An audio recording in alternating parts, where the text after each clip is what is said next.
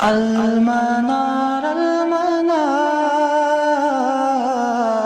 المنار المنار المنار المنار المنار المنار اے امین علم و فن، اے حکمتوں کے انجمن، تجھ پہ نازاں ہے چمن، تجھ پہ نازاں ہے چمن۔ بسم اللہ الرحمن الرحیم۔ الحمد للہ رب العالمین والعاقبۃ للمتقین وافضل الصلاة واتم التسلیم علی سید المرسلین وخاتم النبیین محمد وعلی آلہ واصحابہ اجمعین، اما بعد، رب اشرح لی صدری ویسر لی امری واحلل عقدۃ من لسانی یفقہوا قولی۔ اللہم ارنا الحق حقا وارزقنا اتباعہ وارنا الباطل باطلا وارزقنا اجتنابہ۔ اللہم صلی علی محمد وعلی آل محمد کما صلیت علی ابراہیم وعلی آل ابراہیم انک حمید مجید۔ اللہم بارک علی محمد وعلی آل محمد کما بارکت علی ابراہیم وعلی آل ابراہیم انک حمید مجید۔ پچھلی کچھ کلاسز میں ہم ارکان الصلاۃ پہ بات کر رہے ہیں جو شافعی مذہب میں ہے، اور ان کو حضرت شاہ ہمدان نے ذکر کیا ہے۔ تو پچھلی کلاسز میں ہم نے کم و بیش 8 ارکان کا ذکر کیا جو سادات شافعیہ کے یہاں نماز کے رکن ہیں۔ تو آج کی کلاس میں ہم مزید کچھ ارکان کا ذکر کریں گے جن کو حضرت شاہ ہمدان نے ذکر کیا ہے۔ تو اس میں سے ایک ہے السجود، سجدوں کے بارے میں۔ دوسری چیز جس پہ ہم بات کریں گے وہ ہے الطمانینۃ فی، سجدے میں اطمینان، جو بھی آپ سجدہ کریں، جو 2 سجدے آپ کرتے ہیں ان میں اطمینان۔ اس کے بعد ایک اور رکن جو مذہب میں ہے وہ ہے الجلوس بین السجدتین، 2 سجدوں کے درمیان ٹھہرنا، جلوس کرنا، جو ہم رکتے ہیں، ایک سجدہ کیا اس کے بعد ہم بیٹھتے ہیں، وہی بیٹھنا، پھر سے سجدہ کرتے ہیں۔ تو الجلوس، جلوس بین السجدتین، 2 سجدوں کے درمیان، سجدتان سجدتین، یہ مثنیٰ ہے، تثنیہ۔ اور اس کے بعد الطمانینۃ فی، جلوس میں بھی پھر آپ کو اطمینان کرنا ہے، جلوس میں بھی آپ کو اطمینان کرنا ہے۔ تو یہاں پہ جو ہم نے دیکھی حضرت شاہ ہمدان نے ان کو 4 میں تقسیم کیا ہے، لیکن اگر ہم دیکھیں ہم ان کو 2 میں ہی شمار کر سکتے ہیں۔ میں نے اس سے پہلے بھی بتایا، یہی وجہ ہے کہ فقہا کے یہاں جب کسی چیز کی تعداد میں اختلاف ہوتا ہے وجہ یہی ہوتی ہے۔ بہت سارے فقہا آپ کو ملیں گے جب وہ سجود کا ذکر کریں گے وہ الطمانینہ کو اس میں شامل سمجھیں گے، وہ کہیں گے اس کے لیے لازمی شرط ہے، وہ اس کو الگ سے ذکر، جب الگ سے ذکر نے کیا تو ایک بن گیا۔ پھر اسی طرح الجلوس بین السجدتین، اس میں وہ الطمانینہ کو شرط کے طور پہ ذکر کریں گے کہ اس کے بغیر جلوس معتبر نہیں ہے، تو 4 بن گئے 2۔ تو اب آپ کے تعلیمی عمل کے لیے جیسے آپ کو آسان ہو آپ اس کو ویسے یاد رکھیں، ورنہ پہلی کلاس میں جب ہم نے ارکان پہ بات کی تھی تب میں نے اس پہ تفصیل سے کلام کیا تھا کہ سادات شافعیہ کے یہاں اس کی ارکان کی تعداد کیا ہے۔ اور میں نے یہ بھی بتایا تھا کہ حضرت شاہ ہمدان نے اس کو کافی کھینچا ہے، انہوں نے ڈیٹیل میں ذکر کیا ہے، یعنی انہوں نے پہلے ایک رکعت میں جو ارکان ہے پہلے ان کو گنا ہے، پھر دوسری رکعت میں جو ارکان ہے ان کو پھر سے دوبارہ گنا ہے، تو ان کی تعداد کافی بڑھ گئی ہے، 30 سے اوپر چلی گئی ہے وہ، ٹھیک ہے۔ لیکن جب آپ اس کو جمع کریں گے تو باتیں کل ملا کے وہی ہیں جو فقہا نے بیان کی ہے۔ تو آج جس پہ ہم پہلے بات کریں گے، جس کو حضرت شاہ ہمدان رحمہ اللہ نے ذکر کیا ہے، نہم، یعنی 9th جو ہے وہ ہے سجود، سجدے۔ تو سجود جو ہے یہ عربی زبان کا لفظ سے معلوم ہے ہمیں۔ تو یہ جو رکن ہے اس کو جو شافعی مذہب کی تمام معتبر کتابیں ہیں انہوں نے اس کو ذکر کیا ہے۔ مثلا میں نے صرف 2 حوالے یہاں پہ دیے ہیں جہاں پہ انہوں نے السجود کو ایز رکن ذکر کیا ہے۔ ایک تو متن الغایۃ والتقریب ہے جس کو ہم متن ابی شجاع کے نام سے جانتے ہیں، اور دوسری منہاج الطالبین جو امام النووی رحمہ اللہ کی بڑی اہم اور بڑی معتبر کتاب ہے، تو انہوں نے بھی اس کو ذکر کیا ہے۔ جو بھی آپ کتاب اٹھا کے دیکھ لیں، میں نے بس 2 حوالوں پہ یہاں اکتفا کیا ہے۔ تو خطیب شربینی رحمہ اللہ فرماتے ہیں السجود مرتین، تھوڑا تفصیل اس کی بیان کرتے ہیں۔ السجود مرتین، سجدہ کرنا کتنی مرتبہ؟ 2 مرتبہ، فی کل رکعت، ہر رکعت میں۔ یہ تھوڑا اس کی تفصیل نے بیان کی ہے۔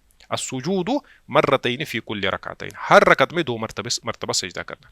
اسی طرح اگر آپ سفینۃ النجاہ دیکھیں گے تو شیخ سالم رحمہ اللہ کی انہوں نے بھی لکھا ہے کہ السجود مرتین 2 مرتبہ سجدہ کرنا۔ تو یہ معلوم ہے۔ اس کے بعد جب ہم سجود کی طرف آتے ہیں، اس کا معنی کیا ہے؟ ٹھیک ہے، معنی سجود کا معنی کیا ہے؟ تو علامہ احمد الشاطری رحمہ اللہ فرماتے ہیں السجود لغتاً، سجود لغت کے اعتبار سے، یعنی لغت میں سجود کے معنی کیا ہے؟ التتامن والمیل، جھکاؤ. تتامن اور مائل قریب قریب ایک ہی معنی میں یوز ہوتے ہیں. مائل یا تتامن جھکنا، جھکنے کے معنی میں، یا مائل کہتے ہیں ایک چیز کھڑا تھی وہ ٹیڑھی ہو گئی، جھکنے کے معنی میں یا ٹیڑھا ہونے کے معنی میں. وقیلا، اور یہ بھی کہا گیا ہے الخضوع والتذلل، جھکاؤ اور تذلل کے معنی میں، اپنے آپ کو بچھانا یعنی جھکنا، نیچے جانا، اس معنی میں لغت میں سجدہ استعمال ہوتا ہے. جس طرح ہم نے رکوع کے معنی دیکھے تھے لغوی، اسی طرح سجدے کے معنی ہم نے آج دیکھے. وشرعن، اور شریعت میں اس کے معنی کیا ہے، یعنی السجود شرعن، شریعت میں جب آپ فقہ میں اس کی ڈیفینیشن بیان کریں گے تو آپ اس کی ڈیفینیشن کیا بیان کریں گے. یہ جو شرعی ڈیفینیشن ہوتی ہے بڑی اہم ہوتی ہے، اس پہ کافی چیزوں کا انحصار ہوتا ہے. تو فرمایا مباشرہ، مباشرہ کہتے ہیں ٹچ کرنے کو، ٹھیک ہے. مباشرہ یہ ڈائریکٹلی کے معنی میں بھی ہوتا ہے. اگر میں کہوں گا کہ میں نے آپ کو مباشرتاً کہا یعنی ڈائریکٹلی کہا، چھونے کے معنی میں. مباشرۃ باشرہ یباشر مباشرہ. مباشرۃ جبہۃ المصلی، جبہہ کہتے ہیں پیشانی کو، مصلی ہو گیا نماز پڑھنے والا، مصلی کی پیشانی کا چھونا، ٹچ کرنا. تو پتہ چلا کہ اس میں جو زیادہ امپورٹنٹ ہے وہ جبہہ ہے، جبہہ، ٹھیک ہے، پیشانی. تو پیشانی کا لفظ باضابطہ اس کی ڈیفینیشن میں آیا. اس کا مطلب اس پہ کمپرومائز نہیں ہوگا. جب آپ سجدہ کریں گے باقی چیزوں میں ممکن ہے کہ تھوڑا گنجائش ہو، لیکن پیشانی کے بارے میں نہیں ہوگا. کیوں؟ کیونکہ اصل جو سجدے کی ڈیفینیشن ہے، جو سجدہ کی تعریف ہے، وہ مباشرۃ جبہۃ المصلی ہے. اس میں جبہہ کا لفظ ہے، لفظوں کی امپورٹنس ہے. تو مصلی کی پیشانی کا چھونا، کس کو چھونا؟ ما یصلی علیہ، جس پہ وہ نماز پڑھ رہا ہو، جس چیز پہ وہ نماز پڑھ رہا ہو اس چیز کے ساتھ مصلی کی پیشانی کا چھونا، من عرض، چاہے وہ زمین ہو او غیرہا، یا کوئی اور چیز. ٹھیک ہے. تو یہ ہے سجود کی ڈیفینیشن لغت کے اعتبار سے اور شرعی اعتبار سے، فقہی اعتبار سے. اب اس کی دلیل کیا ہے؟ اس کے دلائل اتنے ہیں کہ ان کو ذکر کرنے کا یہاں پہ مطلب اس پہ اگر ہم ذکر کریں گے تو ایک لمبی کلاس ہو جائے گی. بس اختصار کے ساتھ ہم کچھ باتوں کا ذکر کریں گے. ایک اس میں اللہ تبارک و تعالیٰ کا جو ارشاد گرامی ہے، ارکعوا واسجدوا، رکوع کرو اور سجدہ کرو، دونوں میں امر ہے. تو یہ جو رکوع ہے یہ بھی ہم نے دیکھا کہ یہ بھی نماز میں رکن ہے اور سجدہ بھی رکن ہے. اس کے علاوہ بھی آپ کو جو مختلف آیات ملیں گی قرآن پاک میں جہاں سجدے کا ذکر ہے وہ بھی آپ دیکھ سکتے ہیں. ٹھیک ہے. ایک یہ تو قرآن پاک سے ہم نے ایک دلیل ذکر کی. تو حدیث میں بھی اس کی کئی دلائل ہیں. اگر ان کو بھی ہم جمع کریں تو وہ ایک بڑی کتاب بن جائے گی. اس پہ اتنی دلائل ہیں کہ ہم ان کا احاطہ نہیں کر سکتے. تو ایک دلیل پیش کریں گے، وقول رسول اللہ صلی اللہ علیہ وسلم، نبی کریم صلی اللہ علیہ وسلم کا یہ ارشاد گرامی، لمن علمہ الصلاۃ، اس شخص سے، المسی صلاتہ، جو اپنی نماز غلط پڑھ رہا تھا، آپ نے جب اس کو نماز سکھائی، ٹھیک ہے، آپ نے اس سے کیا فرمایا؟ فرمایا ثم مسجد، اس کے بعد تم کیا کرو؟ سجدہ کرو. اور یہ جو اسجد ہے یہ فعل امر ہے، والامر للوجوب، امر وجوب کے لیے ہوتا ہے. حتی تطمئن ساجدہ، حتیٰ کہ تم سجدہ کرو اطمینان کے ساتھ. دیکھیں اس میں اطمینان کی دلیل بھی نکلی، تو پتہ چلا سجدہ بھی فرض ہے، رکن ہے، اور اطمینان بھی. تو بہرحال اس پہ ہم وہاں پہ بات کریں گے، لیکن یہاں پہ یہ دلیل اس میں سے نکلی. اس کے بعد فرمایا ثم مرفع، اس کے بعد اٹھو سجدے سے، حتی تطمئن جالسا، حتیٰ کہ تم بیٹھو اطمینان کے ساتھ. اس میں اس کی دلیل نکلی، الجلوس بین سجدتین. اس کے بعد ثم مسجد، پھر سے سجدہ کرو تم، حتی تطمئن ساجدہ، حتیٰ کہ تم ساجد ہو جاؤ، سجدے کی حالت میں چلے جاؤ اطمینان کے ساتھ. تو بہرحال اس ایک حدیث میں، یہ جو حدیث تو یہ طویل ہے، یہ جو ایک ٹکڑا یہاں پہ ایک سینٹنس آپ کے سامنے ہے، تو اس میں 2-3 مسئلوں کی دلیل نکلی، لیکن ہم فی الحال فوکس کریں گے سجدے پہ. وہی وجہ ہے کہ میں نے صرف اس جد کا جو لفظ ہے، جو فعل امر ہے، اسی کو میں نے تھوڑا اس میں ہائی لائٹ کیا ہے. تو یہ اس کی دلیل ہے. اس کے علاوہ بھی اس کی جو سجدے کی جو دلیلیں ہیں وہ درجے تواتر کو پہنچی ہوئی ہے. ٹھیک ہے. تو یہی وجہ ہے کہ ایک عام انسان، ایک عامی بھی جو جاہل انسان ہو، اس کے ہاں جو نماز کا تصور ہے، سجدے کے بغیر وہ بھی نماز کا تصور نہیں کر سکتا. باقی جو چیزیں رفع الیدین میں وہ بات کرے گا، یا اسی طرح کیا کہتے ہیں اس کو، جلسہ استراحت، تورک وغیرہ، ان چیزوں میں عامی کو وہ باتیں معلوم نہیں ہوں گی. لیکن سجدہ ایک ایسی چیز ہے، یہ ہر شخص کو معلوم ہے، کیونکہ یہ تواتر کے ساتھ منتقل جو ہوئی ہے نبی کریم صلی اللہ علیہ وسلم کی نماز، تو اس میں بہرحال سجدہ ایک معروف چیز ہے. تو یہ جو روایت ہے متفق علیہ ہے، اس کو امام بخاری اور امام مسلم نے روایت کیا. اچھا، تو ہم نے دیکھا اس کی جو دلیل ہے وہ قرآن سے بھی ہے اور سنت سے بھی. اور اس کے علاوہ امام العمرانی رحمہ اللہ تعالیٰ فرماتے ہیں ہوا فرض، سجدہ کیا ہے؟ فرض. آپ اس کو نماز میں فرض کہیں، آپ اس کو نماز میں واجب کہیں، یا آپ اس کو کیا کہیں؟ رکن کہیں. والدلیل علیہ، اس پہ دلیل کیا ہے؟ الکتاب، ایک کتاب ہے جو ہم نے ابھی دیکھا، والسنت، اور دوسری دلیل سنت ہے، اور میں نے کہا کہ متواتر روایتیں ہیں اس سلسلے میں. اور تیسرا والاجماع، تو امام العمرانی رحمہ اللہ فرماتے ہیں کہ اس پہ اجماع بھی دلیل ہے، اور یہ معروف مسئلہ ہے تمام فقہا کے ہاں، نماز میں سجدہ کیا ہے؟ فرض ہے، رکن ہے، اور اپنی پھر اس کی تفاصیل ہے. بہرحال تفاصیل میں چھوٹی چھوٹی باتوں میں اختلاف ہو سکتا ہے، لیکن اصل میں اتفاق ہے.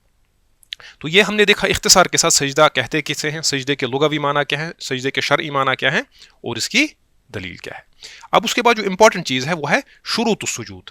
سجدے کے شروط کیا ہے, اس پہ ہم نے کئی مرتبہ بات کی کہ شرط کے کیا معنی ہوتے ہیں, اس کی جمع شروط آتی ہے, اور جو بھی ہم نے رکن دیکھا اس کی جو بھی شروط فقہ نے بیان کی تھی ان پہ ہم نے اختصار کے ساتھ ہی لیکن بات کی. تو فقہ فرماتے ہیں کہ یشترط لصحۃ السجود, سجدے کی صحت کے لیے جو چیز یعنی یشترط جس کو فقہ نے شرط قرار دیا ہے, یا جس کو شرط قرار دیا گیا ہے لصحۃ السجود, صحت کی سجدے کی صحت کے لیے, مراعات الامور التالیہ, آنے والے امور کی رعایت, یعنی آنے والے امور کی رعایت کرنا جو آ رہے ہیں فالوئنگ جن پہ اب ہم بات کریں گے ان کی رعایت کرنا, یہ سجدے میں کیا ہے, یہ سجدے کے شروط ہیں, ان کے بغیر سجدہ معتبر. پہلی شرط جو فقہ نے ذکر کی ہے سجدے کے بارے میں وہ یہ ہے ان یکون السجود علی سبعۃ اعضاء, کہ جو سجدہ ہو آپ کا یہ 7 اعضاء پہ ہو, سجدہ جو ہو یہ 7 اعضاء پہ ہو. تو اس کی دلیل کیا ہے, وہ 7 اعضاء کیا ہے, عن ابن عباس, سیدنا ابن عباس رضی اللہ عنہما روایت کرتے ہیں, ان رسول اللہ صلی اللہ علیہ وسلم قال, کہ نبی کریم صلی اللہ علیہ وسلم نے فرمایا امرت, مجھے حکم دیا گیا ہے, یہ مجہول کا صیغہ ہے, امرت میں نے حکم دیا, امرت مجھے حکم دیا گیا, ان اسجدا کہ میں سجدہ کروں, علی سبعۃ اعظم 7 ہڈیوں پر, مجھے حکم دیا گیا کہ میں 7 اعضاء پر یا 7 ہڈیوں پہ سجدہ کروں. تو پہلا فرمایا علی الجبہۃ, سب سے پہلے پیشانی. تو پیشانی سجدے میں سب سے امپورٹنٹ ہے, کیونکہ اس کی تاریخ میں بھی ہم نے جبہہ دیکھا, جب نبی صلی اللہ علیہ وسلم نے اپنی پیشانی مبارک کی طرف اشارہ کیا, واشار بیدہ علی انفہ, تو جب جبہہ کا آپ نے ذکر کیا, آپ نے اپنی آپ کی جو انسان کی جو ناک ہوتی ہے نا, تو اس کی طرف بھی آپ نے اشارہ کیا, یعنی آپ نے پیشانی اور ناک کو ایک ہی گنا, ورنہ انسان کو مغالطہ ہو سکتا ہے, اگر آپ پیشانی اور ناک کو الگ گنیں گے تو 8 ہو جاتے ہیں, لیکن آپ نے دونوں کو, اسی لیے ہے علی الجبہۃ پیشانی پہ, واشار بیدہ علی انفہ, اور آپ نے جو ناک تھی اس کی طرف اشارہ کر کے دکھایا, تو ہو گئے 1, والیدین اور 2 ہاتھوں پہ, تو کتنے ہو گئے, ٹھیک 3, والرکبتین اور 2 گھٹنوں پہ, تو کتنے ہو گئے 5, واطراف القدمین اور قدموں کی جو انگلیاں ہیں اطراف جو ان کے ہیں تو اس پہ, تو کل ملا کے 5 اور 2 کتنے ہو گئے 7. تو اگر آپ انف کو الگ سے لیں گے تو 8 ہو جائیں گے, لیکن انف کو الگ سے نہیں لینا ہے, ناک کو الگ سے نہیں لینا ہے, کیونکہ نبی صلی اللہ علیہ وسلم نے اس کو پیشانی کے ساتھ ہی شمار کیا ہے. تو یہ اس کی دلیل ہے کہ انسان کا جو سجدہ ہوگا وہ کتنے اعضاء پہ ہونا چاہیے, 7 اعضاء پہ, اور ان چیزوں کا خیال رکھنا چاہیے نماز میں.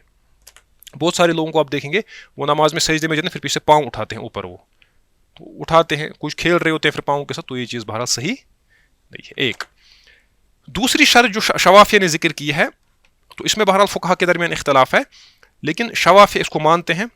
فرماتے ہیں دوسری شرط جو ہے وہ ہے کہ کشف الجبہۃ عند ملامستها الارض, جب یہ سجدہ کرے تب اس کی پیشانی کھلی ہوئی ہونی چاہیے, جب یہ زمین کو ٹچ کرے. تو اسی لیے کوشش کرے کہ آپ کی جو ٹوپی وغیرہ جو آپ نے پہنی ہوئی ہو یا کچھ بھی, اس کو تھوڑا اوپر رکھے تاکہ کم از کم آپ کی جو جبین ہے وہ زمین کے ساتھ لگ جائے, ٹھیک ہے. تو بہرحال اس میں بعض فقہا نے کہا ہے کہ نہیں, وہ گنجائش دیتے ہیں, لیکن جو سادات شافعیہ ہیں ان کے یہاں یہ پیشانی کا چھونا ضروری ہے. اس کے لیے ان کے اپنے دلائل, ہم تفصیل میں نہیں جائیں گے. مثلا ایک روایت میں ہے کہ نبی صلی اللہ علیہ وسلم سے صحابہ نے کہا کہ فرمایا کہ گرمی بہت زیادہ ہے, ہم نے بہت زیادہ شکایت کی نبی صلی اللہ علیہ وسلم سے گرمی کی, کہ گرمی کی وجہ سے ہمیں تکلیف ہوتی ہے گرم ریت پہ سر رکھنے میں, تو ہم اس کے لیے کچھ بچھایا کرے کپڑا, تو آپ نے اجازت نہیں دی. تو بہرحال وہاں سے باقی روایات بھی ہیں. تو فی الحال جو شافی مذہب میں جو ہے وہاں پہ کیا ہے, کشف الجبہۃ.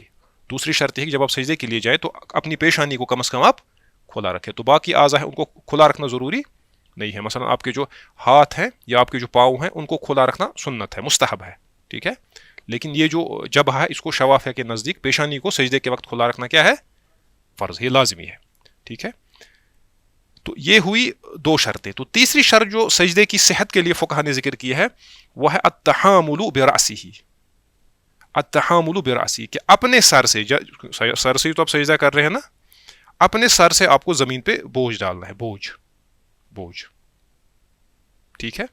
کیونکہ بہت سارے لوگ آپ دیکھیں گے وہ بڑا لائٹلی سجدہ کرتے ہیں, مطلب وہ صرف چھوتے بھی, وہ تھوڑا چھوتے ہیں, اس کو ٹچ کرتے ہیں, تو وہ سجدہ صحیح. سجدے کے لیے آپ کو اس پہ بوجھ ڈالنا ہے, بوجھ. تو خطیب شربینی فرماتے ہیں رحمہ اللہ, فرماتے ہیں وہ یجب, اور واجب ہے, ان یصیب محل سجودہ, کہ واجب ہے کہ جو اس کے سجدے کی جو جگہ ہے نا, محل السجود, اس کے سجدے کی جو جگہ ہے اس کو کیا پہنچے, ثقل رأسہ، اس کے سر کا وزن، اس کو اپنے سر کا وزن اس پہ ڈالنا ہے. ٹھیک ہے. دلیل کیا ہے اس کی؟ للخبر المار، فرماتے ہیں اس خبر کی بنیاد پہ جو گزری. المار یہاں تو نہیں گزری، کتاب میں گزری ہے. ٹھیک ہے، وہاں پہ نے اس کو پہلے ذکر کیا، پھر اسی لیے فرمایا للخبر المار، اس حدیث کی بنیاد پہ جو گزری. نبی صلی اللہ علیہ وسلم نے فرمایا وَإِذَا سَجَدْتَ، اور جب تو سجدہ کرے، فَمَكِّنْ جَبْهَتَكَ. مکن یمکن، تمکین کے مطلب ہے جمانا کسی چیز کو، اس کو جمانا، اس کو استقرار عطا کرنا.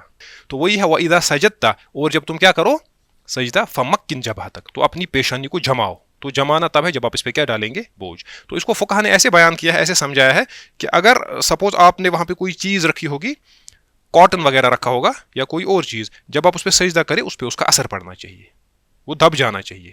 تو اس حد تک تو بہرحال سب سجدہ کرتے ہیں. ہاں بس اس چیز کا خیال رکھنا ہے کیونکہ سجدے میں تمکین امپورٹنٹ ہے، تمکین الجبہ. تو یہ ایک اور شرط ہے جس کو فقہ نے ذکر کیا. اس کے علاوہ ایک اور شرط جس کو فقہ نے ذکر کیا ہے وہ ہے عدم الہوی لغیرہ. اس پہ ہم نے اس سے پہلے بھی بات کی، اس کے سجدے کے لیے جب آپ جائیں، آپ سجدے کی نیت کر کے ہی جائیں.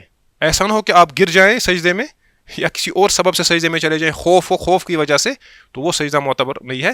آپ کو نیت کر کے سجدے میں جانا. اس پہ ہم نے بات کی ہے، ہم نے رکوع کے وقت بھی اس پہ بات کی، اس پہ ہم نے بات کی. اسی طرح ایک اور شرط جس کو فقہ نے ذکر کیا ہے وہ ہے ارتفاع اسافلہ علی اعالیہ، کہ اس کے انسان کا جو نیچے والا حصہ ہے، خصوصاً اس کی جو بٹکس ہیں، جب یہ سجدے میں جائے یہ اس کے سر سے اوپر ہو. جب یہ سجدے میں جائے سر نیچے ہو، جب انسان دیکھے، جب آپ اس کی لیول دیکھیں، اس کے جو کوہلے ہیں، پیچھے والا بٹکس جو ہے، یعنی اسافل، اس کے جو نیچے والا حصہ ہے جسم کا، جو نیچے والا دڑ ہے وہ اوپر والے دڑ سے اوپر ہو سجدے میں. ظاہر سی بات ہے. اس سے کیا پتہ چلا؟ اس سے پتہ چلا کہ اگر کوئی آدمی آتا ہے، یہ شرط ہے، اگر کوئی آدمی وہ کہے گا سجدے میں سر کو جھکانا ہے اور 7 اعضاء کو، وہ سارے اعضاء جھکائے لیکن لیٹ جائے. لیٹ کے بھی تو انسان اپنے اعضاء کو لگا سکتا ہے نا، اس کے جو بٹکس ہیں ان کو بھی جھکائے جیسے انسان لیٹتا ہے. اس کا سجدہ معتبر ہے؟ نہیں معتبر ہے. اسی لیے فقہ کی جو شرطیں ہوتی ہیں غیر ضروری نہیں ہوتی ہیں. سجدے کی اپنی ایک حیت ہے، اور نبی کریم صلی اللہ علیہ وسلم نے ہمیشہ سجدہ ایسے ہی کیا ہے. اسی لیے آپ کو کئی کتابوں میں ملے گا جب یہ شرط ذکر کی ہے فقہ نے، پھر لکھتے ہیں لفعلہ صلی اللہ علیہ وسلم، کیونکہ نبی صلی اللہ علیہ وسلم کا فعل ایسے ہی تھا. ورنہ اگر آپ کہیں گے سجدے کی لغوی تعریف ہے تک یہ مباشرۃ جبہۃ المصلی، میں نے پیشانی بھی جھکا دی، جھک گیا،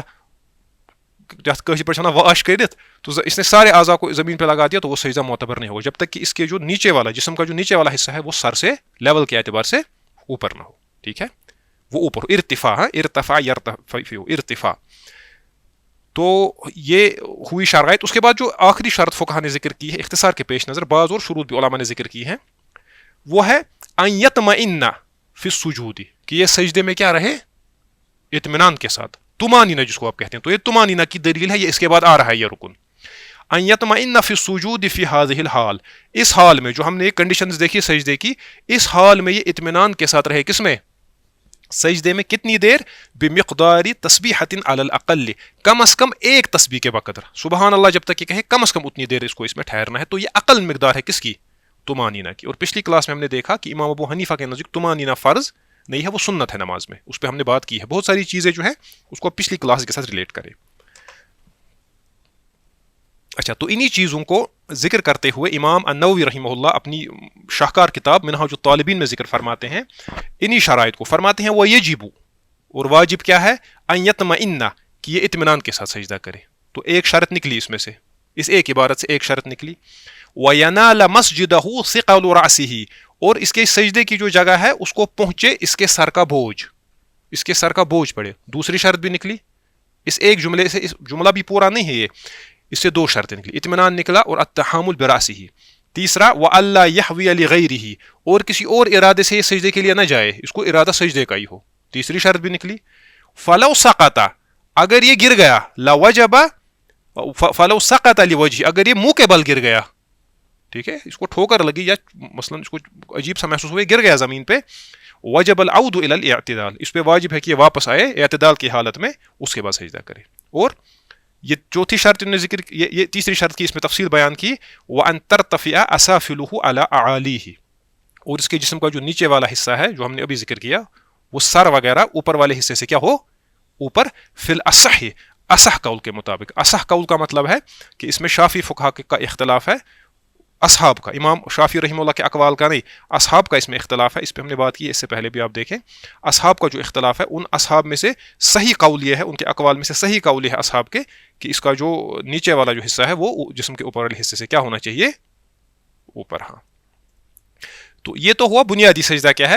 اس کے بعد اکمل السجود، سجدے کی مکمل صورت کیا ہے، جو کامل صورت سجدے کی ہے. کامل صورت میں ایسے کیسے سجدہ آپ کریں گے، تو فقہا فرماتے ہیں وہ اکمل السجود، سجدے کی کامل ترین صورت یہ ہے ان یکبر لہویہ یا لہویہ، کہ یہ جھکتے وقت کیا کہے، اللہ اکبر.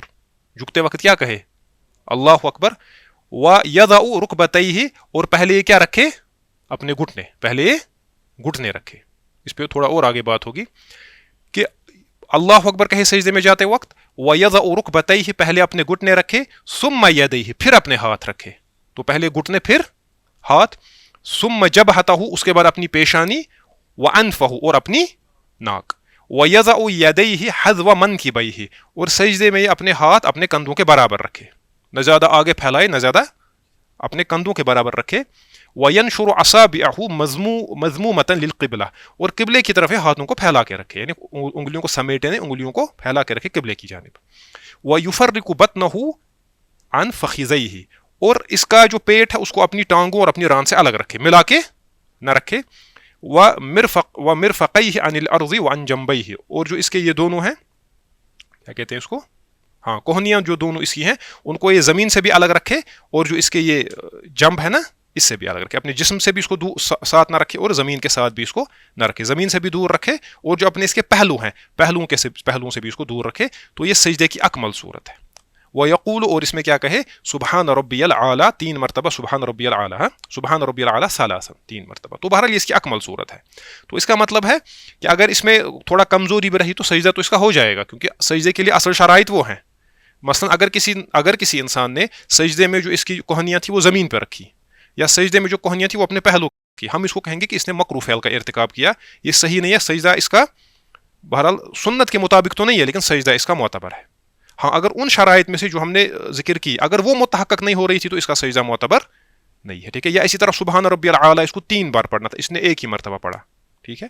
یا اس کے علاوہ بھی جو باقی دعائیں ہیں وہ آپ دیکھ سکتے ہیں کتابوں میں.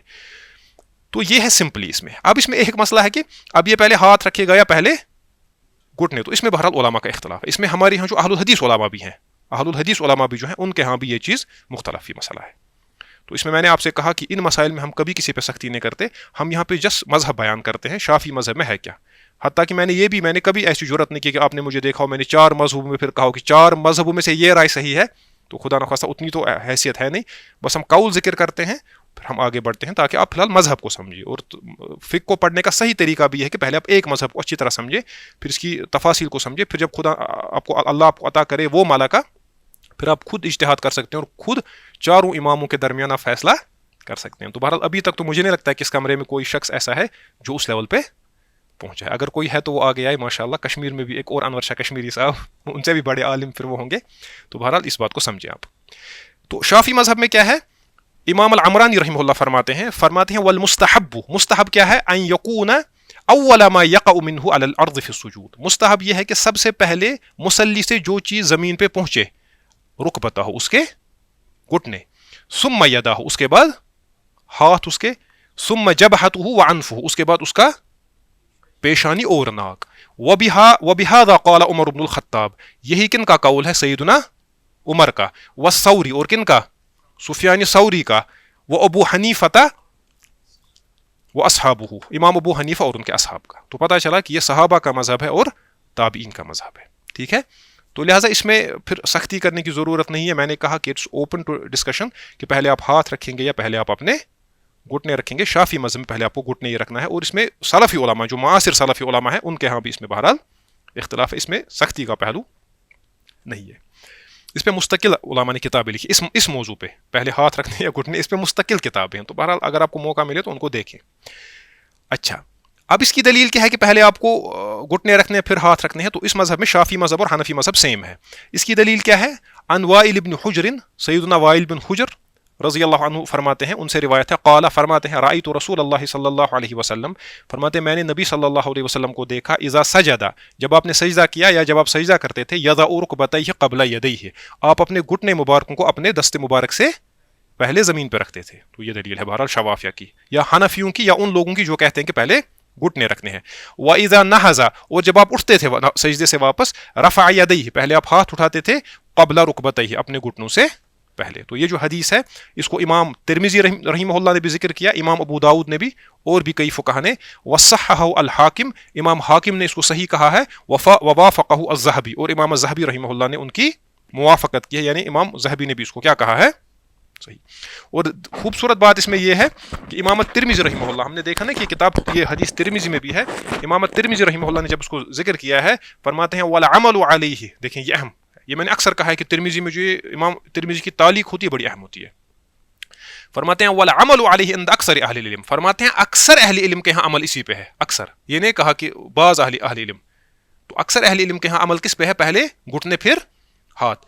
فرماتے ہیں یارونا، وہ یہ دیکھتے تھے، یعنی وہ اس چیز کے قائل تھے، ان یضع الرجل رکبتیہ قبل یدیہ، یعنی وہ اس چیز کے قائل تھے کہ جو انسان ہے یا آدمی ہے وہ پہلے اپنے گھٹنے رکھے اپنے ہاتھوں کو رکھنے سے پہلے گھٹنے پھر ہاتھ. وَإِذَا نَهَضَ، اور جب وہ اٹھے، رفع یدیہ، پہلے وہ اپنے ہاتھ اٹھائے دونوں، قبل رکبتیہ، اپنے دونوں گھٹنوں کو اٹھانے سے پہلے. تو بہرحال میں نے پھر سے کہا کہ اس میں اختلاف ہے، سختی نہیں ہے ان چیزوں میں، شدت نہیں ہے. اور سب سے بیوقوفی اور حماقت کی بات ہے کہ اگر کوئی انسان کسی اور رائے کا قائل ہو اس میں، مثلا وہ ہاتھ رکھنے کا قائل ہو، پھر وہ گھٹنے رکھنے کو بدعت کہے، جو ہمارے یہاں ایک مزاج بن گیا ہم لوگوں کا کہ میں نے کسی معاصر عالم کی کوئی کتاب پڑھی اردو زبان میں یا کوئی معاصر محدث تھے ان کی کتاب پڑھی، پھر میں کہتا ہوں کہ پچھلے جو علماء تھے وہ سارے بدعتی تھے. تو حضرت عمر بھی بدعت میں مبتلا تھے، تو ابو حنیفہ، شافعی وغیرہ یہ سارے بدعتی تھے. تو آپ نے کسی ایک عالم کی کتاب پڑھی اردو ترجمہ، تو اب آپ کہتے ہیں کہ میں حق پہ ہوں. تو بہرحال یہ ہمارا اپروچ نہیں ہونا چاہیے. آپ اپنے مذہب پہ رہیں، خصوصاً فقہیات میں، جو اصول کا مسئلہ جب نہ ہو، جب فروعات کا مسئلہ ہو. تو یہ ہے اس سلسلے میں اختصار کے پیش نظر. اگر آپ اس پہ تفصیل سے پڑھنا چاہتے ہیں تو میں آپ کو کچھ کتابوں کے نام بھی بتاؤں گا، آپ ان کو دیکھ سکتے ہیں. تو یہ تو تھا سجدہ، ٹھیک. تو سجدے کے بعد ہم نے کتنے دیکھے، 9. اس کے بعد حضرت شاہ ہمدان رحمہ اللہ تعالیٰ فرماتے ہیں 10واں کیا ہے، آرام. آرام سے ہم نے بتایا آرام سے کیا مراد ہے، یہ وہ والا آرام نہیں ہے. تو یہ کون سا آرام ہے، الطمانینۃ فی، اطمینان، طمانینہ. ہاں، اس کو امام ابو شجاع الاصفہانی نے بھی الگ سے ذکر کیا ہے، اور سفینۃ النجا میں بھی اس کو الگ سے ذکر کیا گیا ہے کہ یہ بھی کیا ہے، رکن. تو 10واں رکن کیا ہے، اطمینان. اور طمانینہ کیا ہے، یہ پچھلے کلاس کی سلائیڈ ہے، اس کو میں پھر سے آپ کے فائدے کے لیے اور آپ کی ریویژن کے لیے اس کو میں نے پھر سے ذکر کیا ہے. فرماتے ہیں الطمانینۃ، اطمینان کیا ہے، ہی سکون بعد حرکت، ہے نا، یہ حرکت کے بعد سکون ہے. یعنی جس حالت میں آپ تھے، آپ حرکت کی حالت میں تھے، اب آپ سکون میں آ گئے. بحیث، اس حیثیت سے، یستقیم کل عضو محلہ، کہ ہر انسان کا جو عضو ہے وہ اپنی جگہ پہ آ جائے. بقدر سبحان اللہ، سبحان اللہ کے بقدر، جس کو آپ کہتے ہیں بقدر تسبیحۃ، ٹھیک ہے. تو یہ ہے طمانینہ کے معنی. تو اس کی دلیل کیا ہے، فرماتے ہیں امام العمرانی، بعض ان کو عمرانی بھی پڑھتے ہیں رحمہ اللہ، فرماتے ہیں وَتَجِبُ الطُّمَانِینَةُ فِي السُّجُودِ، یہ چونکہ شافعی فقیہ تھے بہت بڑے. وَتَجِبُ، اور واجب ہے، الطُّمَانِینَةُ فِي السُّجُودِ، سجدے میں کیا، اطمینان. وَهُوَ أَن يَلْبَسَ لُبْسًا مَا، اور وہ یہ ہے کہ یہ کچھ دیر اس میں ٹھہرے. کتنی دیر وہ ہم نے دیکھا. وقال ابو حنیفہ، فرماتے ہیں امام ابو حنیفہ رحمہ اللہ نے فرمایا لا تجب، واجب نہیں ہے، جیسا کہ میں نے ذکر کیا. ان کے بہرحال اپنے دلائل ہیں، وہ آپ دیکھ سکتے ہیں. دلیلنا، فرماتے ہیں ہماری دلیل کیا ہے، قولہ صلی اللہ علیہ وسلم، نبی کریم صلی اللہ علیہ وسلم کا یہ ارشاد گرامی، ثم مسجد، اس کے بعد کیا کرو، سجدہ کرو، حتی تطمئن جالسا، حتی تطمئن، سوری جالسا بھی آیا ہے آگے دوسری روایت میں، ثم مسجد، پھر سجدہ کرو، حتی تطمئن جالسا، حتی ساجدہ، حتی کہ تم اطمینان کے ساتھ کیا کرو، سجدہ. جالسہ آگے ہے اسی لیے، حتی تطمئن ساجدہ، حتی کہ تم اطمینان کے ساتھ سجدہ کرو. تو پتہ چلا اس جد سے دلیل ہے سجدے کی رکنیت کی، اور حتی تطمئن ساجدہ، اور تطمئن میں دلیل کس کی ہے، اطمینان کی. اور یہ بڑی مضبوط دلیل ہے، یہ وہی حدیث المسیء صلاتہ، ٹھیک. تو کتنی ہوئی ابھی تک، 10. اس کے بعد حضرت شاہ ہمدان رحمہ اللہ فرماتے ہیں 11 لیونت کیا ہے، نشستن میان دو سجدہ. نشستن کیا ہو گیا، بیٹھنا، میان ہو گیا درمیان، بٹوین. نشستن درمیان دو سجدہ، دو سجدوں کے درمیان بیٹھنا، بیٹھتے ہیں نا. ابھی آپ نے دیکھا سجدہ کرنا رکن ہے، सजदे में इत्मीनान करना रुकन है, फिर आप सजदे से उठे, उसके दरमियान बैठना, तो ये भी क्या है, रुकन। इसको हमारे जो फुकहा हैं वो इसको बयान करते हैं अल जुलूसु बैन सजदतैनि, बैठना, जुलूस करना दो सजदों के दरमियान। तो बहरहाल हवाला दिया है यहाँ पे, मतनु अबी शुजा में भी है और सफीनतुन नजा, और भी शाफी मजहब की किताबों में देखें मिल जाएगा आपको। अच्छा, तो इसकी दलील क्या है? पहली बात यह है कि यजीबु, वाजिब यह है कि अन यकून ज़ालिका फी कुल्li रकातिन, कि यह हर रकत में जुलूस हो। दलील क्या है? सुम मसजुद, नबी सल्लल्लाहु अलैहि वसल्लम ने फरमाया, इसी अलमुसी सलातहु से फरमाया, सुम मसजुद, फिर तू सजदा कर, हत्ता तत्मइन्ना साजिदा, हत्ता कि तू इत्मीनान के साथ सजदे की हालत में हो। तो ये दो रुकन देखिए उनकी दलील। सुम मरफा, उसके बाद उठो, हत्ता तत्मइन्ना जालिसा, यही है जो अभी आ रहा था मेरी जुबान पे। सुम मरफा, उसके बाद सजदे से उठो, रफ़ मिन सुजूद, हत्ता कहाँ तक, तत्मइन्ना जालिसा, जब तक कि तुम इत्मीनान के साथ न बैठो। तो जालिसा जो इसमें है, ये इसमें दलील है किसकी? जुलूस की। हाँ, तो खतीब शिरबीनी ये इसकी दलील है। खतीब शिरबीनी फरमाते हैं इस सिलसिले में, फरमाते हैं वल हादी अशरा मिन अरकानिस सलाह, नमाज के 11वें यानी नमाज के अरकान में से 11वां रुकन क्या है? अल जुलूसु बैन सजदतैनि, दो सजदों के दरमियान क्या करना? ठहरना, यानी जुलूस करना। वालो फी नफलिन, अगरचे नफल नमाज में भी हो, तो नफल में भी ये जरूरी है। लिअन्नहु सल्लल्लाहु अलैहि वसल्लम, क्योंकि नबी सल्लल्लाहु अलैहि वसल्लम क्या दलील बयान करते हैं, कान इज़ा रफ़ा रअसहु, नबी सल्लल्लाहु अलैहि वसल्लम जब सजदे से अपना सर मुबारक उठाते थे, लम यसजुद, आप तब तक दूसरा सजदा नहीं करते थे, हत्ता यस्तविया जालिसा, जब तक आप पूरी तरह से नहीं बैठते थे, इस्तिवा के साथ पूरी तरह से आप नहीं बैठते थे। तो बहरहाल ये दूसरी दलील है, एक हदीस मुसी सलाह की, दूसरी ये हदीस है। फरमाते हैं कमा फी सहीहैन, जैसा कि ये किस में है? सहीहैन यानी बुखारी और मुस्लिम में। लेकिन जहाँ तक मुझे मालूम है, वल्लाहु ताला आलम, सहीहैन में ये नहीं है, ये मुस्लिम की रिवायत है। मे भी बुखारी में हो तो, लेकिन जहाँ तक मुझे मालूम है बुखारी में ये नहीं है, ये किस में है? मुस्लिम में। हो भी सकती है, मेरी नज़र से नहीं गुजरी है, इसका मतलब ये नहीं है कि नहीं हो। उसके बाद फरमाते हैं खतीब शिरबीनी, तो बहरहाल ये आपस में अहले मजहब का रहता है थोड़ा एक दूसरे को छेड़ना। फरमाते हैं हादा फी रद्दुन अला अबी हनीफा, फरमाते हैं इसमें रद्द किन का है? इमाम अबू हनीफा का। हैसु यक़ूल, क्योंकि वो कहते हैं, या जब वो कहते हैं यकफी, वो फरमाते इतना ही काफ़ी है, अन यरफ़ा रअसहु अनिल अर्ज़, कि ज़मीन से इतना ही सर उठाए, यकफी अन यरफ़ा रअसहु अनिल अर्ज़ अदना रफ़ीन, कि थोड़ा सर उठाए ज़मीन से, इतना का हद्दिस सैफ, जितनी तलवार की धार होती है। तो इमाम अबू हनीफा के यहाँ, क्योंकि उसकी अपनी तफसील है, लेकिन इन्होंने अब क्योंकि, और आपको मालूम होगा ये जो फ़िक़ही लड़ाइयाँ हुई हैं ना, ये ज़्यादा शवाफ़ी और अहनाफ के यहाँ हुई है। और इससे क्या फ़ायदा मिला हमें इतना फ़ायदा मिला कि हमारे सामने लाइब्रेरीज़ की लाइब्रेरी जमा हो गई किताबों की। तो ये हमारी जो हमारी फ़िक़ही तुरास है, ये उसका एक खूबसूरत पहलू है। अब इसमें यह है कि जो हमारे जैसा तालिब इल्म होगा वो इससे फ़ायदा उठाएगा, वो तमाम उलमा का एहतराम करेगा और सीखेगा। जो मुतासिब होगा, जाहिल होगा, वो इसको लड़ाई का मैदान बनाएगा और आपस में पीछे लड़ाइयाँ भी हुई, लेकिन उससे हासिल बहरहाल कुछ नहीं हुआ। तो बहरहाल अगर आप अहनाफ की किताबें देखोगे, उसमें वो चोट करते हैं किन पे?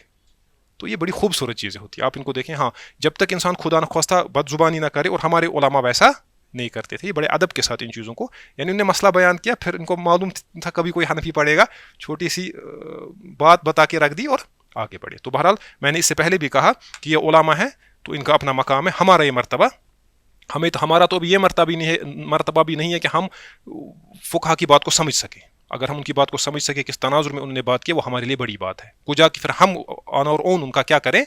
रद्द। हाँ, अब ये नकल यहाँ पे इन्होंने किया है, तो मैंने इसको आपके साथ शेयर किया। तो उसके बाद अब इसकी शराइत क्या है? ये जो जुलूस है ना, जुलूस जो है, शुरूत हो, इसकी शुरूत क्या है इसके सही होने की? तो फुकहा फरमाते हैं युश्तरातु लिस्सिहतिही, इसकी सेहत के लिए क्या शर्त है? मुराअतुल उमूर तालिया, फॉलोइंग उमूर जो है, आने वाले उमूर, उनकी रियायत करना। पहला क्या है? अन यक़सिदा बिजुलूसिही अल इबादा, पहला यह है कि ये इस जुलूस से इबादा का तसव्वुर करे, यानी ये इसको एज इबादत ही करे। जैसा कि हमने देखा, ये जब उठे इससे, ये यानी नमाज के लिए उठे, सजदे से सर उठाने के लिए उठे। वाला यहमिलुहु अलैहि शैउन आखर का खौफिन व नहविही, कोई दूसरी चीज को ना उठाए इस चीज के लिए। मसलन ये सजदा कर रहा था, अचानक वहां से सांप आया, ये उठा सांप के डर से, तो बहरहाल वो सही जुलूस, ये जुलूस के लिए ही उठना चाहिए। तो ये हमने देखा कि इसका इरादा इसके अलावा और कुछ नहीं होना चाहिए। दूसरा, अल्ला युतव्विलहु तत्वीलन फाहिशा, ये इसको ज्यादा लंबा ना करे। जो जुलूस है ना बैन सजदतैन, ये इसको इतना लंबा ना करे, बिहैसु यजीदु अन मुद्दत अक़ल तशहुद, कि ये तशहुद से भी ज्यादा लंबा चला जाए। ٹھیک ہے, اس پہ بات ہوگی اس شرط پہ. کتنے ہوئے؟ 2. اور تیسرا کیا ہے؟ الطمانینۃ, اطمینان اس میں بمقدار تسبیحۃ علی الاقل, تسبیح کے بقدر کم از کم. ٹھیک ہے. اب لیکن یہ جو اس میں شرط ہے, اب دیکھیں یہ اس میں امپورٹنٹ مسئلہ ہے. یہ جو شرط ہے اس میں کہ آپ 2 سجدوں کے درمیان جو آپ جلوس کریں گے, یہ کہتے ہیں فقہا کہتے ہیں کہ اصل میں یہ مقصد نہیں ہے, یہ فصل ہے. یہ 2 سجدوں کے درمیان فصل کرنے کے لیے بذات خود یہ اصل میں مقصود, اسی لیے کہتے ہیں کہ یہ رکن کثیر ہے. کیا کہتے ہیں؟ یہ کہتے ہیں یہ جو جلوس بین السجدتین ہے نا, یہ رکن قصیر ہے, چھوٹا رکن, آپ اس میں زیادہ تطویل نہیں کریں گے. تو لیکن بہرحال ہمیں بعض احادیث میں ملتا ہے کہ نبی صلی اللہ علیہ وسلم نے اس میں تطویل کی ہے. اگر آپ دیکھیں گے بعض احادیث میں ملتا ہے کہ نبی صلی اللہ علیہ وسلم نے اس رکن میں بھی طویل اس کو کیا ہے. تو یہی وجہ ہے شافعی مذہب میں ہی فقہا کی ایک بڑی تعداد اس بات کی قائل ہے کہ اگر یہ اس میں تطویل بھی کرے گا تو اس میں حرج نہیں ہے. سمجھے؟ تو دیکھیں فقہا کیسی چیزوں کو دیکھتے ہیں. ان کو لگا کہ نہیں بعض احادیث میں ایسے آیا ہے, تو بہت ساری فقہا کی ایک کثیر تعداد, شوافیہ سے باہر میں نہیں بات کر رہا ہوں, شافعی مذہب کے بہت سارے فقہا وہ کہتے ہیں کہ نہیں ہم اس کو رکن کثیر نہیں مانتے, یہ رکن طویل بھی ہو سکتا ہے. تو اس کو ذکر کرتے ہوئے علامہ احمد الشاطبی رحمہ اللہ فرماتے ہیں وختار کثیرون, کثیر کا مطلب ہے بہت سارے, وختار کثیرون, بہت سارے شافعی فقہا نے کیا اختیار کیا ہے قول, انہ طویل, کہ یہ طویل رکن ہے, وعلیہ, پس اگر یہ رکن طویل ہے تو اس پہ کیا ہوگا, فلا یضر تطویلہ, تو پھر اگر اس کو آپ لمبا کریں گے تو اس میں کوئی حرج نہیں ہے. ٹھیک ہے. کما فی الاعتدال, جیسا کہ اعتدال میں ہے, جیسا کہ رکوع کے بعد جو اعتدال کا مسئلہ اس میں بھی یہی اختلاف ہے. بعض کہتے ہیں کہ یہ رکن قصیر ہے, اس کو لمبا نہیں کریں گے, لیکن فقہا کی بڑی تعداد کہتے ہیں کہ یہ رکن طویل ہے, اس کو ہم لمبا کر سکتے ہیں, اس میں بہرحال حرج نہیں ہے. ٹھیک ہے. تو یہ ہے اس سلسلے میں یہ چیز. تو کتنے ہوئے تھے کل ملا کے؟ 11. تو اس کے بعد دوازدہم آرام, اس کے بعد فرماتے ہیں شاہ ہمدان, اس کے بعد جو 12واں ہے وہ کیا ہے؟ 12 کیا ہے؟ آرام. اور آرام سے کیا مراد ہے؟ اطمینان, الطمانینہ. اسی کو ذکر کیا ہے فقہا نے کہ یہ بھی ایک رکن ہے, الطمانینۃ فی. ٹھیک ہے. اس میں کیا کرنا؟ اطمینان, جلوس میں اطمینان کرنا. اس کی دلیل کیا ہے؟ اس کی دلیل بھی وہی حدیث مسی صلاتہ, اسی لیے وہ بڑی امپورٹنٹ حدیث ہے. میں نے پہلے دن سے آپ سے کہا, اس میں آیا ہے کہ نبی صلی اللہ علیہ وسلم نے فرمایا ثم مسجد, پھر تم سجدہ کرو, حتی تطمئن ساجدہ, حتیٰ کہ تم اطمینان کے ساتھ سجدہ کرو, ثم مرفع, پھر سجدے سے اٹھو, حتی تطمئن جالسا. یہ جو تطمئن کا لفظ ہے نا, تطمئن, تو اس میں کس کی دلیل ہے؟ اطمینان کی. ٹھیک ہے. تو کتنے ہوئے؟ 12. اس کے بعد 13 فرماتے ہیں شاہ ہمدان رحمہ اللہ, دیکھیں انہوں نے اس کو الگ سے ذکر کیا, فرماتے ہیں سیزدہم سجدہ دوئم, دوسرا سجدہ, حالانکہ ہے یہ ایک ہی, انہوں نے اس کو 2 گنے ہیں, تو تعداد بڑھے گی کہ کم ہوگی؟ بڑھے گی اوبویسلی. تو اب اس پہ اور بات نہیں کریں گے. جو دوسرا سجدہ ہے یہ بھی ویسے ہی کرنا ہے انہی شروط کے ساتھ جن شروط کے ساتھ پہلا سجدہ کیا. تو اس کے بعد فرماتے ہیں 14 رکن شاہ ہمدان نے کیا ذکر کیا؟ 14 آرام. کیا ہے؟ آرام. تو آرام سے مراد ہے یہ جو آپ یہ سجدہ کریں گے, اس میں بھی آپ کیا کریں گے؟ اطمینان. حالانکہ اس کو آپ ایک کی طرح سے بیان کریں, جب آپ نے ایک سجدہ بیان کیا اس میں طمانینہ کو ذکر کیا تو آگے رکن 2, لیکن انہوں نے اس کو 4 بنایا ہے. ٹھیک ہے. تو بہرحال اس کے ساتھ ہی جو بڑا پورشن تھا ارکان کا اس کو ہم نے مکمل کیا. انشاءاللہ اگلی کلاس میں ابھی اور ان چیزوں پہ بات ہوگی. ھذا ما عندی واللہ تعالی عالم وصلی اللہ علی النبی الکریم. المنار المنار المنار المنار المنار المنار المنار. اے امین علم و فن, اے حکمتوں کے انجمن, تجھ پہ نازاں ہے چمن, تجھ پہ نازاں ہے چمن.